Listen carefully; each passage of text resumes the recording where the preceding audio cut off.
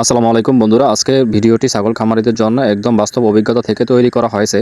আমরা দেখাবো কিভাবে একটি ছাগলের বাচ্চা জন্মের পুরো প্রক্রিয়া, জন্ম থেকে শুরু করে এবং যত্ন নেওয়া পর্যন্ত ধাপে ধাপে কী করতে হয়, যাতে একটি নতুন খামারি সহজেই শিখে নিতে পারে, অভিজ্ঞ খামারিরাও নতুন আইডিয়া পান ইনশাআল্লাহ। তো চলুন ভিডিওটি শুরু করি। তো প্রথমেই আপনারা ভিডিওতে দেখছেন যে আমাদের একটি ছাগলের বাচ্চা দিয়েছে। তো ছাগলটি মাশাআল্লাহ আমাদের অনেক পুরনো একটি ছাগল। তো বাচ্চাটি মাশাআল্লাহ খুব সুন্দর দিছে।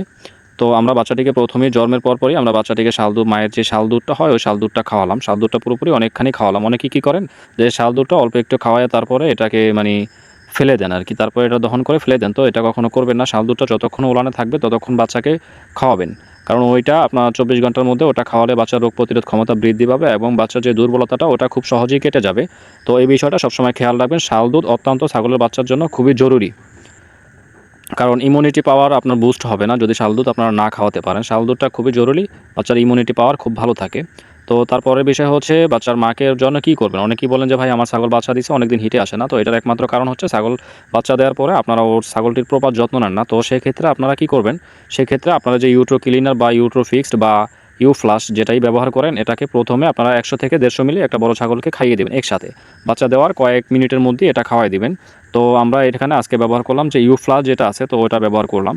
তো আমরা ইউ ফ্লাশটা খাওয়াই দিলাম, প্রায় 150 মিলির মতো খাওয়াইলাম। তো এটাকে আমরা 150 মিলি করে আজকে 150 মিলি দিলাম, আগামীকালকে দেখা গেছে 50 মিলি, তারপর দিন 50 মিলি।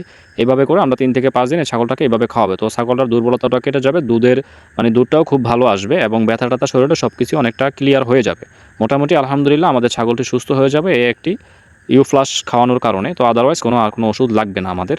তো মাশাআল্লাহ আমাদের ইউর ফ্লাশটা খাওয়ানোর প্রায় 1 ঘন্টার মধ্যে আমাদের ছাগলের যে ফুলটা ওটা পড়ে গেল। তো আমরা ওটাকে মাটির নিচে পুঁতে দিলাম। তো তারপরেই আপনাদের প্রধান কাজ হবে কী করা, প্রধান কাজ হচ্ছে ফুলগুলো পড়ে যাওয়ার পরে ওটা সুন্দরভাবে মাটিতে দিয়ে দিবেন, কারণ এটা হচ্ছে খামারটা পরিচ্ছন্ন রাখবেন। আর যে জায়গাটা যদি খামারে কখনো বাচ্চা দেয় ওই জায়গাটার সাথে সাথে আপনারা ধুয়ে পরিষ্কার করে দিবেন এবং ছাগলটিকে খুব সুন্দরভাবে একটি পরিষ্কার পরিচ্ছন্ন জায়গায় রাখবেন। বাচ্চাটিকে ওইভাবে একটা পরিষ্কার পরিচ্ছন্ন জায়গায় রাখবেন। তো তারপরেই আমরা আমাদের বাচ্চাটির জন্য আমরা টিটিনাস আনতে গেলাম। তো টিটিনাস নিয়ে আসবেন, অবশ্যই বাচ্চাকে টিটিনাস করতে হবে। এটা মূলত আসলে বাধ্যতামূলক না, তারপরেও করলে আপনার বাচ্চার যে শরীরের যে জীবাণু ওটা মরে যায় এবং রোগ প্রতিরোধ ক্ষমতা খুবই বৃদ্ধি পায়। আর বাচ্চাটি টিটিনাস রোগ থেকেও মুক্ত পায় এবং খুবই ভালো থাকে, হেলদি থাকে বাচ্চাটি। তো বাচ্চাটিকে জীবাণুনাশক জীবাণুমুক্ত করে নেবেন, টিটিনাস দিবেন অবশ্যই। তারপরে ওই সাথে বাচ্চার মাকেও আপনারা টিটিনাস দিয়ে নেবেন, কারণ টিটিনাস দিলে খুবই ভালো হয়। টিটিনাস আপনার রোগ প্রতিরোধ ক্ষমতা ভালো থাকে বাচ্চার এবং শরীরের যত জীবাণু আছে ওইগুলো মারা যায়, ব্যাকটেরিয়া আছে ওইগুলো মারা যায়। তো সেক্ষেত্রে অবশ্যই টিটিনাস দিয়ে নেবেন। তো সবাই দেখছেন যে আমাদের বাচ্চাটি মাশাআল্লাহ খুবই সুন্দর হেলদি আছে আর খাটাহাটি করতেছে এবং খুবই সুন্দর মাশাআল্লাহ। তো একটি ছাগলের প্রপার এভাবেই আপনারা যত্ন নেবেন। তো যত্ন নেওয়ার পরে দেখবেন ছাগলটিও ভালো থাকবে আর আপনারা অনেক দিন লং টাইম এদের থেকে বাচ্চা উৎপাদন করতে সক্ষম হবেন। তো আজকের ভিডিও এই পর্যন্তই। আল্লাহ হাফেজ, সবাই ভালো থাকবেন। আর আমাদের চ্যানেলটি এই ধরনের নিত্য নতুন ভিডিও পেতে, ছাগল সম্পর্কিত বা খামার রিলেটেড যে কোনো ভিডিও পেতে আমাদের চ্যানেলটি ফলো দিয়ে আমাদের পাশে থাকবেন আর ভিডিওটি বেশি বেশি শেয়ার করবেন। আল্লাহ হাফেজ, আসসালামু আলাইকুম।